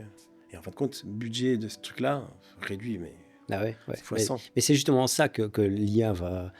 Ça va être extraordinaire parce que ça réduit tout, mais ça rend toutes les choses beaucoup plus faisables. Vendredi, j'étais avec un gars chez Yellow, il est brillant ce jeune-là, il me fait sauter d'un avion en parachute. Ouais. Et c'est un truc de dingue, tu vois, tout ça, l'IA, il faut bien se dire que voilà, on a fait un phoning, c'était un truc de dingue. Tu parlais de base de données tout à l'heure. On a une base de données de 20 000 clients. On fait du phoning avec un avatar de moi. Vous pouvez aller voir sur yellow.lu, il y a je suis en vidéo et je parle toutes les langues. Et en fait, c'est pas moi, c'est un avatar, c'est même pas moi. Donc, ce qu'on a fait, c'est qu'on a développé des agents IA. Donc, un agent IA, c'est quelqu'un à qui on donne une fonction. On a fait téléphoner une IA qui avait ma voix à des prospects. On leur a expliqué, à des clients, pardon. On a expliqué que c'était une IA de ma voix. On leur a demandé s'ils voulaient bien participer et communiquer avec l'IA. La plupart des gens ont dit oui. Il y a une communication, il y a eu un enregistrement qui a été fait de la conversation, donc on voit tout l'enregistrement. Il y a un email automatisé qui a été fait, qui a été envoyé à ce prospect-là, un Calendly qui a été réservé pour pouvoir réserver un rendez-vous avec moi. Et donc du coup, j'ai des gens avec qui j'ai un rendez-vous réservé, dans mon Calendly, personne n'a rien fait. Oui. C'est un outil extraordinaire, alors que tu aurais une assistante qui aurait appelé, qui serait passée par la secrétaire, etc. Enfin, tout ça beaucoup plus compliqué. Et donc ici, t'imagines, les 20 000 contacts, je fais un clic, ça téléphone à tous les contacts. Et alors le pire, c'est que quand tu as l'IA au téléphone, tu sais pas la distinguer d'un humain. C'est très très très compliqué. Tu le dis au début. C'est pour ça, on l'a dit pour que. Dès le début. Ouais, on l'a dit bonjour. Voilà, je me présente, je suis un avatar de David Gavrois, je suis une IA. On le dit parce que ça va être de plus en plus compliqué de distinguer ça. Par contre, imagine les call centers, les restaurants, tous ces trucs-là, tu prends tes réservations, tu fais tout, mais ça répond à des questions de dingue. Quand tu vois le potentiel de ChatGPT, tu poses des questions, tu vois la connaissance que ça a. L'IA, sur des agents IA, tout ce qu'on sait faire, et puis alors tu peux choisir la voix en fonction. Si tu as un homme, tu mets la voix de la femme. Si tu as une femme, tu mets la voix d'un homme. Ou si c'est une femme, tu mets la voix d'une femme en fonction d'eux. Enfin, tu décides en fonction des affinités, tu décides de ce que tu vas dire. Tu peux orienter la façon de parler en fonction du niveau d'étude de la personne, tu vois, en fonction de l'interlocuteur. Enfin, Et ça augmente la productivité de manière dingue. Ah ouais. Et alors. Et ils font quoi les autres alors ? Ça distingue. Ça permet de faire des tâches plus intéressantes pour certains ? En fait. Ça permet d'avoir moins de personnes. Les deux. En fait, il va y avoir deux types. Il va y avoir ceux qui vont dire « Moi, l'IA, j'ai pas envie ». Ceux-là, ils sont cuits. Ça, c'est sûr et certain. Tous ceux qui veulent pas avancer avec l'IA, ça va être compliqué. On va perdre des jobs, ça, c'est sûr. Mais tous ceux qui veulent utiliser l'IA, ils vont être méga plus performants. Et c'est ça qu'il faut voir. Et donc, il faut absolument... Mon rôle, c'est d'emmener les gens qui travaillent avec nous dans cette voie-là pour leur dire c'est pas un ennemi, c'est justement tout l'inverse. Par contre, effectivement, j'ai une assistante de direction qui va peut-être pouvoir utiliser 10 assistants plutôt que d'en engager 10. Tout à fait. Et là, on va être plus performant, plus rapide, plus efficace et moins d'erreurs. Enfin, tu vois, mais tu sais, il y a eu beaucoup de craintes sur l'emploi. À l'époque, il y avait un film avec Kevin Costner où il y avait... C'était deux personnes qui étaient des calculatrices et elles ont travaillé à la NASA. Elles étaient des calculatrices pour voir un peu sous quel angle les fusées vont revenir sur la Terre. Moi, je ne suis pas un spécialiste mais bon, elles calculaient elles-mêmes, elles faisaient des calculs de dingue. Et puis sont arrivées les calculatrices, ils ont cru qu'elles allaient perdre leur job, enfin les gens à l'époque. Puis sont arrivés les ordinateurs, puis est arrivé Internet. Et aujourd'hui, c'est l'IA et tout le monde a toujours du travail, on se réinvente, tu vois. Il faut avoir une capacité d'adaptation sur tout ça. Et je pense que ceux qui réussiront pas à s'adapter vont souffrir. Après, un bon artisan, ça restera un bon artisan, tu vois. Donc, je reste dans la tech. Si tu avais le choix d'avoir un mentor, d'un tyran de la tech, ce serait qui ? Est-ce qu'il y en a un ? Tu te dis, bon, j'ai déjà la réponse vu que tu en as parlé juste avant, ça peut être lui, mais... Est-ce qu'il y en a un où tu aimerais avoir Est-ce qu'il y avait un tyran de la tech que tu aimerais avoir comme mentor ? Un tyran ou un... Alors... J'adorerais suivre... alors, je ne sais pas si c'est Elon Musk, parce que c'est peut-être juste un personnage public et derrière, il y a quelqu'un d'autre. J'adorerais être dans cette structure-là pour me faire boxer et me rendre compte qu'en fait, ce qu'on fait ici, c'est naze. Parce que SpaceX ou X ou Tesla ? Non, SpaceX. SpaceX, parce que on a encore un autre niveau, je crois. Parce que, c'est aussi un écosystème, hein, tout est lié. Mais c'est vraiment pour parler d'un contemporain. Par contre... chez Apple, alors Steve Jobs n'est plus là, Tim Cook, je sais pas trop ce qu'il fait, c'est pas le même genre de personnage, mais je trouve que chez Apple, ils ont quand même des choses qui sont dingues. Allez, c'est des idées, c'est quand même eux qui révolutionnent la téléphonie, alors ils sont très copiés. Aujourd'hui, quand tu vois que les AirPods vont pouvoir communiquer en direct, Ah oui. il y aura plus de problème de langue. Enfin, c'est quand même. Steve Jobs était très dur. Hein. On m'a raconté une anecdote. Quelqu'un qui était au conseil d'administration, il se pointe dans l'ascenseur. Il s'arrête il y a plusieurs étages, il s'arrête dans un étage et il arrive, il va voir un des employés et il lui dit, il lui demande c'est quoi ton job? Donc explique-moi ce que tu fais. La personne qui était en face n'a pas su lui expliquer à quoi il servait. Il l'a viré. Ouais. C'était Après, c'est peut-être une légende ou quoi, mais c'était quelqu'un qui était un peu, il paraît, comme ça. Donc d'ailleurs, cette personne-là, je l'inviterai bientôt, qui m'a raconté ça, pas qui s'est fait virer, hein, qui m'a raconté cette anecdote. Je l'inviterai dans ce podcast, mais... Moi, ça m'étonne pas, parce que si tu as quelqu'un qui est pas capable de parler de son job avec passion, c'est qu'il est juste là pour avoir un travail, tu vois. Alors, on a évidemment des familles qui doivent se nourrir, ça dépend des métiers, mais si tu es dans un métier d'innovation et que tu n'es pas capable de parler de ton boulot, je peux le comprendre. Après, la manière, ça c'est son style légendaire. Est-ce que tu as déjà travaillé avec quelqu'un que tu ne supportais pas, mais tu étais obligé? Ouais. Qui? Un collaborateur. Je peux pas dire son nom. C'était un gars qui l'histoire s'est très très mal terminée, et surtout pour lui. Il y a eu la prescription maintenant. Il y a eu du tribunal, etc. Donc, okay. mais même lui a eu des soucis. Mais c'est quelqu'un qui m'a dit un jour, je chie sur les tablettes et les smartphones quand c'est sorti. Et je me suis entêté à pas, enfin je l'ai pas viré, j'aurais dû. Vraiment. Pourquoi il dit ça? Ça veut dire que je veux pas faire du mobile. Alors je crois que c'est un website mobile. Hein, je suppose, c'est ça. À l'époque, mais ça fait longtemps. Hein.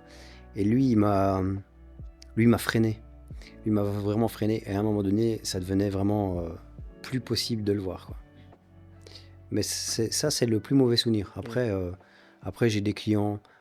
Tous les clients qui te manquent de respect, les clients qui n'ont pas de considération pour ce que tu fais ou pas de considération pour tes collaborateurs. Moi, tous ces gens-là, tu peux peser des millions, je m'en fous. Ouais, justement, est-ce que tu penses que l'adage le client est roi, est-ce que tu penses que c'est... Alors, le bon client est roi, mais j'ai plus envie de dire un prince, tu vois, c'est quelqu'un... le bon client, déjà, qui se prend pour le roi, c'est pas le bon client. Souvent, les bons clients sont des gens qui te considèrent, qui échangent avec toi, et souvent, c'est un partenariat. Et quand on a ce partenariat, on a du résultat la plupart du temps. Donc moi, on n'est pas non plus dans un métier de restauration ou quoi que ce soit. Où là, tu as tout le public B2C qui est... ça, c'est encore très différent. Nous, on reste pour l'instant dans le B2B. Donc, le client B2B, il est la plupart du temps respectueux. Donc, y a-t-il un partenaire fournisseur que tu as juré de ne plus jamais collaborer? Un fournisseur avec qui, ou même un client avec qui tu t'es dit plus jamais je travaillerai avec? Oui, et il a motivé la création d'une des entreprises. Laquelle? Hello Déco. Ok, donc si j'ai réfléchi, il doit y avoir une boîte qui fait de l'atelier avec qui tu n'as plus envie de bosser. Alors je réfléchis. Pas besoin de nom, mais qui m'a... ils nous ont entubés. Ok. En fait, tu prends quelques marges dans la revente de ces services et tu as un client mécontent et il n'y a plus personne. Un client mécontent justifié. Et toi, tu prends toute la mauvaise réputation, tu prends tout le truc et répare pas derrière. Et tu te dis, ok, tu dis, ah ouais, c'est comme ça, je vais faire ma boîte. Ouais, c'est ça. Ok. C'est ça. Donc, même fiduciaire, on a eu la même chose. Donc, ouais, au final, j'en ai quand même rencontré quelques-uns. Mais la plupart du temps, moi, je suis fidèle en affaires et j'aime les gens. Et tu vois, la plupart du temps, on a beaucoup de fidélité. On a des clients qui sont avec nous depuis plus de 15 ans, tu vois. Et des fournisseurs aussi. En fait, j'aime bien dire qu'on n'a pas de fournisseurs, on a des partenaires. C'est plus... Est-ce qu'il y a une chose qu'est-ce que tu apprécies dans la communauté business en général ici au Luxembourg? Qu'est-ce que tu apprécies il y a plusieurs communautés, je dirais. Voilà, la communauté tech, tu la connais pas parce que, enfin, est-ce que tu la connais déjà? Je connais en Comment tu la partie, vois, mais, d'ailleurs? de plus en plus réveillée. Et ton projet Nexus avec Mike réveille bien le truc. Moi, je trouve ça génial, ce projet. Je suis jaloux. Je disais tout à l'heure que je suis pas envieux, je suis pas jaloux. Mais quand le projet ICT est tombé à l'eau, Mhm. je regrette de ne pas t'avoir contacté à ce moment-là. Vraiment, parce que je pense qu'on aurait pu faire des choses ensemble. Mais je vous félicite parce que l'initiative, elle est top. Et vous réveillez bien et vous êtes en train de donner une aura internationale au Luxembourg avec la technologie, liée autour de la tech. Moi, je trouve ça formidable. Donc, le milieu de la tech se réveille plutôt bien. Et ce qui est bien, c'est qu'avant, il était enfermé sur lui-même. Et qu'aujourd'hui, il s'ouvre au monde. En perception, je parle, hein, je ne dis pas dans la réalité, mais en perception. Là, aujourd'hui, j'ai l'impression que ça s'ouvre vraiment bien. Il y a quand même une volonté du Luxembourg de s'exporter dans la technologie. C'était déjà le cas avant. Ouais, mais Je te dis, c'est juste que mais avant, tu le vois c'était plus. refermé sur soi-même, donc on ne le voyait pas. Il n'y a pas de communication autour de ça, ou peu de communication. Enfin, c'était un petit magazine ou l'autre qui communiquait un peu là-dessus. Mais là, ici, il y a... Bon, il faut dire que les moyens de communication ont beaucoup évolué. Mais on sent une envie de représenter le Luxembourg dans le monde de la tech. Est-ce que c'est pas parce que la tech est maintenant inhérente à toute fonction? Je sais pas. Je crois que les mentalités ont évolué, que des acteurs comme toi ont contribué à faire évoluer les choses. Le monde de la tech en général a tellement évolué beaucoup que ça va tellement vite. Aujourd'hui, si tu dis pas, bah, nous on en est aussi, t'es à la ramasse. Donc je pense que le Luxembourg a une vraie volonté d'être présent. Maintenant, plutôt ce qui te concerne, les agences marketing, ton cœur de métier, est-ce qu'il y a une chose que tu n'aimes pas dans cette communauté, ou une chose que tu aurais aimé changer? Moi, je fais pas partie de la communauté du marketing luxembourgeoise. C'est un choix. J'ai jamais voulu. Okay. J'aime pas la politique. Okay. J'aime pas qu'on appelle 5 agences ou 10 agences pour faire un pitch gratuit alors qu'on a des gens qui bossent et qu'on doit payer. J'aime pas ce manque de respect par rapport à des annonceurs qui peuvent se dire « Ouais, mais je vous appelle, mais vous êtes 5 en compétition, mais de où, quoi ?» Enfin, tu vois, il n'y a pas de respect. Tu vois ce que je fais, tu vois ce que je suis capable de faire. Tu me mets un peu en compétition pour challenger les prix, challenger un peu les idées, ok, mais il n'y a pas assez de respect. Moi, je ne veux pas jouer là-dedans, je ne vais pas dans ce monde-là. Donc tu vas pas oser. Il y a quelques événements qui sont en marketing. Tu bouges un petit peu ou... J'allais dans le passé. Okay. Je perdais mon temps. Tu as déjà gagné des prix, je pense à l'époque, non? Marketeurs avec moi. Et bah tu vois, ça c'est une belle anecdote. Je crois que il y a jamais. Moi, je rêve d'un lion à Cannes. J'ai toujours rêvé de ça. Donc à l'époque, on avait une équipe, on a gagné un prix. Et les gens se sont reposés sur ce prix comme s'ils avaient gagné... Lequel prix Marketeurs. Marketeurs, oui, tout à fait. Ouais. Et après, les gens se pavanaient chez nous. Et en fait, c'est un peu... Moi, je suis un sportif à la base. Ouais. Et si tu gagnes une année le championnat, bah, l'année après, tu recommences. Tout à fait. Tu vois, il n'y a rien de gagné. Donc du coup, c'est pas parce que tu as gagné un prix que tu es le meilleur, quoi. Et justement, ce côté challenger, tout le temps compétiteur et tout, moi, je le garde. Je fais ce que j'ai à faire, je m'occupe de mes affaires. Et j'essaie de faire en sorte que ce qu'on fait, on le fasse bien. On le fasse à fond. C'est pas toujours rentable, mais c'est toujours avec le cœur. Et ces communautés-là, en fait, j'essaie de ne pas regarder ce qu'il y a autour. J'essaie de rester bien focus dans nos business. C'est important. Si tu devais te décrire en 3 mots, ce serait quoi? Moi Polarisant, apparemment, de ce qu'on dit de moi. T'as entendu ça où? Ouais. En tout cas, moi, c'est pas ce que j'entends. Ouais, si, apparemment. Ben, en fait, je suis... c'est noir ou blanc, quoi. Enfin, moi, je suis pas un politicien. Si je te dis les choses telles que je les pense et je mets les formes avec du respect, mais je vais pas... Si j'ai un client, par exemple, ou un collaborateur ou un confrère qui dit une chose et que je suis pas d'accord, je vais pas aller dans le sens, tu vois. Donc j'ai un avis bien tranché. Voilà, je le défends. Donc, je pense que c'est ça. Je suis exigeant. Apparemment, ça revient systématiquement chez tout le monde. Même mes amis, ma famille, collaborateurs, clients, fournisseurs. Donc, je suis exigeant. Moi, j'aime pas... Le 7 jabon, ça me rend allergique, tu vois. Quand j'entends ça ou quand j'entends... Bon, on a toujours fait comme ça. Moi, ça me rend allergique. Donc, j'ai besoin de challenge. Donc ça, et je crois que je suis gentil. Je suis profondément quelqu'un de gentil, dans le bon sens du terme, hein, pas le sens béné. Malgré les haters que tu peux avoir sur Facebook et qui t'écrivent Ouais, Bezos 2.0. Ouais, enfin ça c'est pas très, Ouais. c'est pas très relevant, tu vois. Si ça les amuse, tant mieux. Moi, je fais ce que j'ai à faire. Mm. Et c'est Roman Frécinet, un humoriste français que j'adore. Qui va passer à Philharmonie dans pas longtemps. Bah lui, il est juste extraordinaire. Mm. Et il dit, pour revenir sur le foot, il dit, quand tu penses qu'il y a des gens qui disent que dans le foot, Zidane, c'est pas une dinguerie, tu peux pas plaire à tout le monde, quoi. C'est ça. Et donc, du coup, moi, je plais pas à tout le monde et c'est pas grave. Ça, c'est pas... Moi, ce qui est important, c'est que je plaise aux gens qui comptent pour moi. Et mes collaborateurs comptent beaucoup pour moi. Ma famille compte beaucoup pour moi, tu vois. Donc, le reste, le public, je m'en fous, quoi. Ça passe au-dessus. Moi, j'ai un objectif, je te l'ai dit tout à l'heure. Oui, 100 millions. Et, ouais. Et je vais dans l'objectif et si ça plaît pas, ça plaît pas, quoi. On va finir avec cette question. Après, il y en a tellement, on pourrait parler des heures. C'est marrant parce que... Ça n'a pas utilisé carte joker. Il faut que j'en trouve une. Alors, il faut que j'en trouve une. Ouais, c'est compliqué. T'es trop gentil. Non, je sais pas si il faut que je trouve une question qui va te piéger. Bonne question. Ah, si. Quel est ton salaire? Quand tu reçois ton salaire, bah, tu dois payer, je sais pas, 2500 de cotisation patronale, bah, tu as ton salaire net et c'est pas ce que tu gagnes dans ta poche, quoi.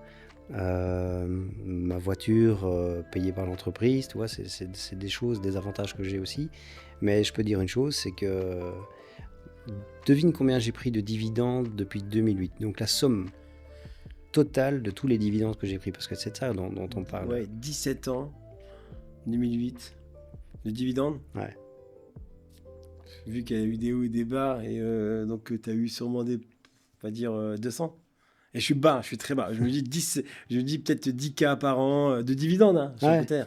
ouais. Ouais, on va dire si en moyenne, si tu as fait 15K sur 17, ça fait ouais, donc 250. 250 000 Ouais. depuis le début en dividendes.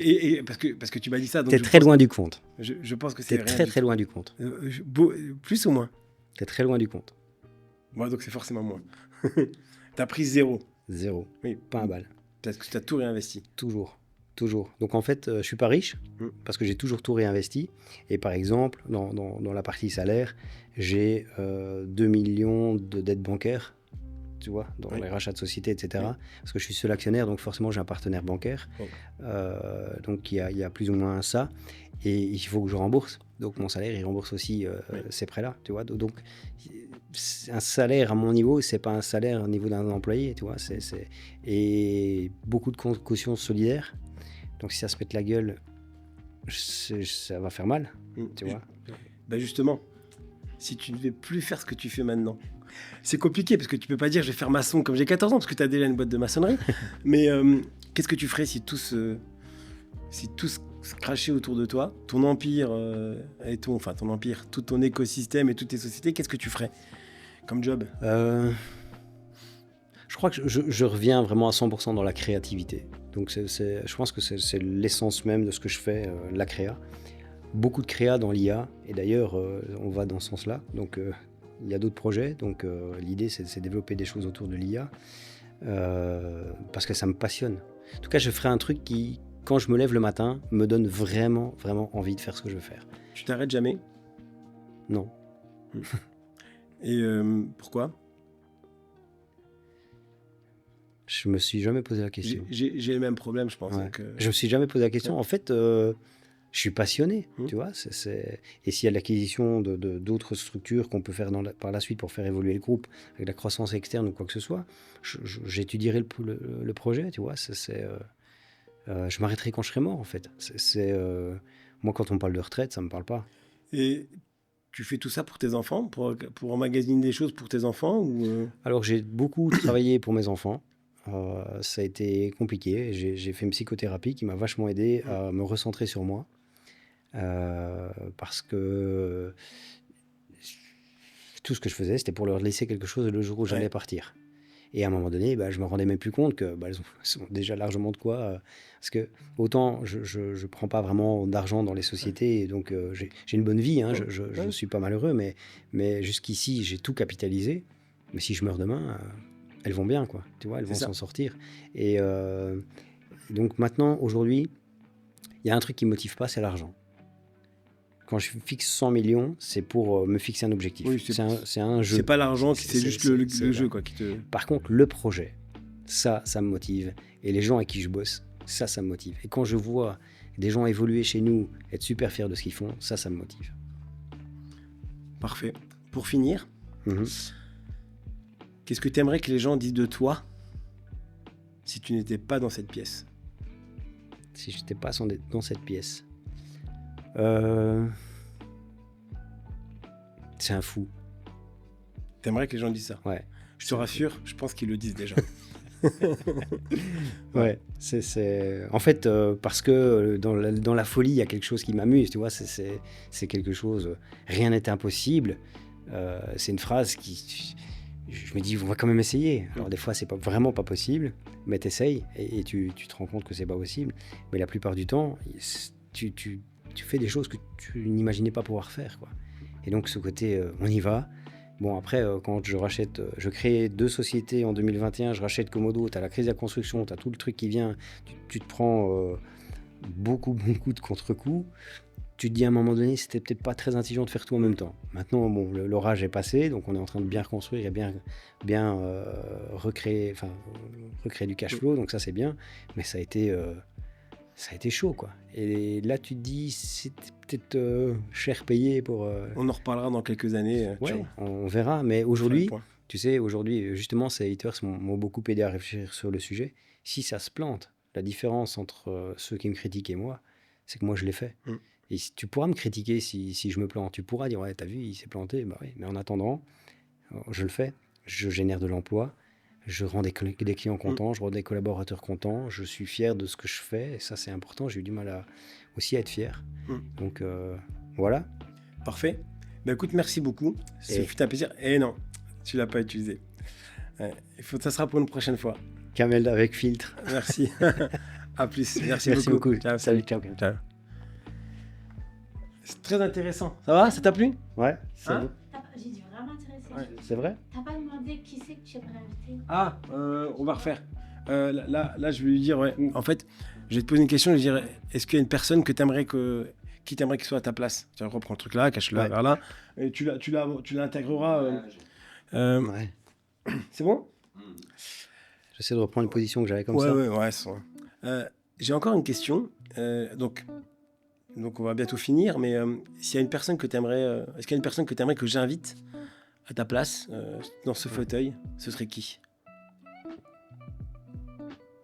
J'ai pas de nom comme ça qui me viennent parce que la question c'est marché luxembourgeois à l'extérieur. Quelque chose de possible. Ouais. Un international de football français. Non, je trouve que si c'est lié à l'entrepreneuriat, Didier Deschamps, qui puisse expliquer ce que c'est qu'une vraie stratégie d'équipe. Parce que je pense qu'il n'y a pas mieux que lui pour le dire, puisqu'il a été champion du monde. Donc, je pense que ça, c'est un beau challenge. Peut-être Zidane, c'est un peu mieux vu que ce que tu disais sur Romain Frécinet. Mais... Ouais, alors, en fait, c'est parce que je pense à la stratégie, mais Zidane, c'est... Écoute, je te souhaite de l'avoir. T'as peut-être des contacts dans le milieu du foot, donc... Je sais pas, à voir. Donc, mon invité, c'est Zidane, alors. Ok, on verra bien. Merci beaucoup. Allez, merci beaucoup. Merci.